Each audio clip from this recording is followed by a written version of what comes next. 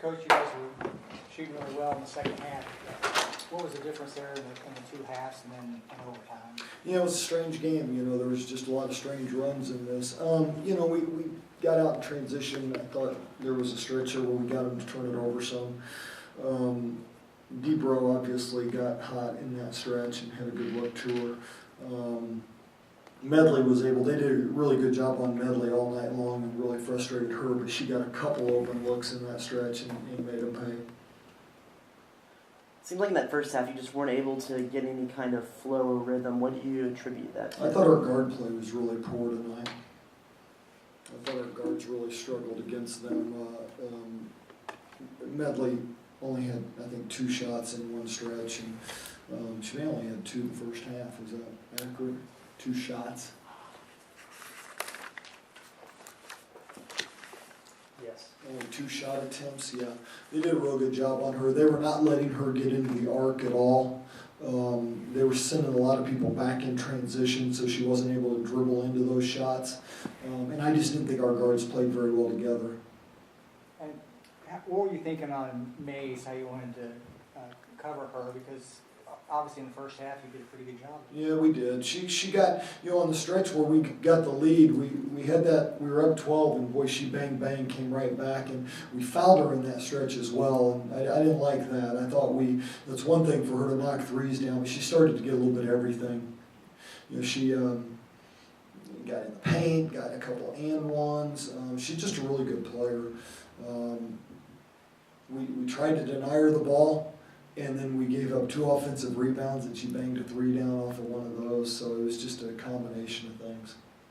I saw you look away at one point when she hit one from way outside, and you were just kind of like, what are you going to do? Yeah, you know, we wanted to make her bounce it a little more, but we didn't want to foul her when she got inside the arc, and I thought we showed, you know, lack of discipline with that.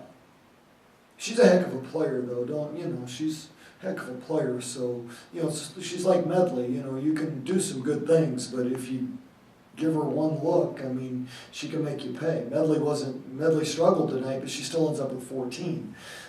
Mays is that kind of player. After the game Medley had last year against SMU, obviously they paid a lot of attention to her defensively. So Bro steps up as your leading scorer tonight. Did she, at what I think was her career high, did she surprise you with what she was able to give you tonight?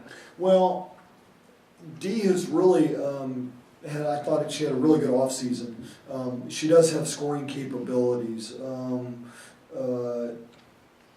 I think what surprised me about her was just she came into the game pretty banged up, and not only did she leave with the calf stuff, but she had a foot kind of like an infection, blister that kind of got infected, and you know that's not any fun. And so she was fairly hobbled, but you know she played through it and toughed it out. And but she's got a good stroke from 3, and she can play off the bounce. Her and our guards just need to play better together in getting each other shots, and that's what we're not doing very well.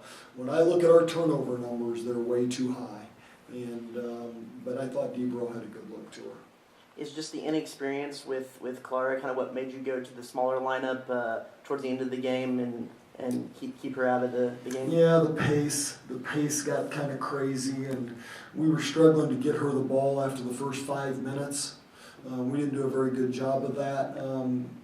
We've got to do a better job of that. Our inability to control the ball made me want to go with another guard out on the floor. Clara had 8 of your first 11 points. Did SMU make a defensive adjustment to deny the ball, or was it simply the game was being played more on the perimeter that made you adjust? Well, I thought they did a better job on our guards, so they weren't able to get as deep.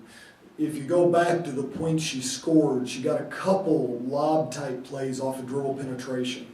They were switching that stuff, and I think they extended. You know, they weren't, whereas maybe we were in at 21 feet turning the corner, they kept us at 25 feet, and it was harder to turn the corner. So they were doing a better job. With you said Bro with the calf thing, is that just kind of a banged up thing, or? I think that was cramps. Cramps. They were icing her. I think she's okay. I think those were cramps. So nothing that should possibly keep her out. I don't think so. I think she's okay. I think she's okay. I think those were just cramps. Other than the I don't know if we're any worse than we were, with the other stuff, but I think just cramps on the other. First, the toughest challenge of the season yet. What do you see in your team?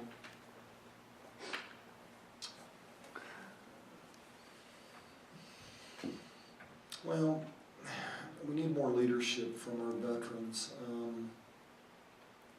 There were plays at the end that I thought we lost our poise, and we need to finish.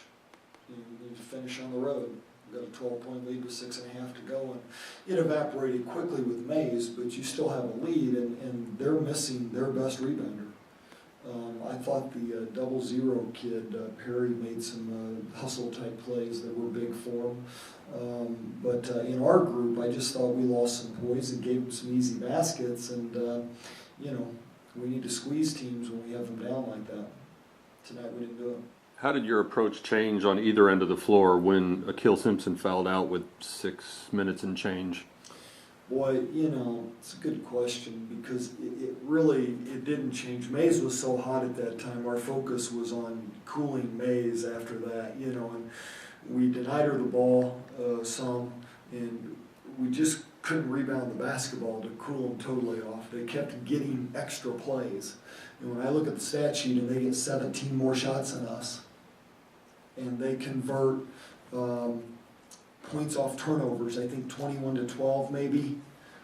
Those two numbers stand out pretty significant in this game.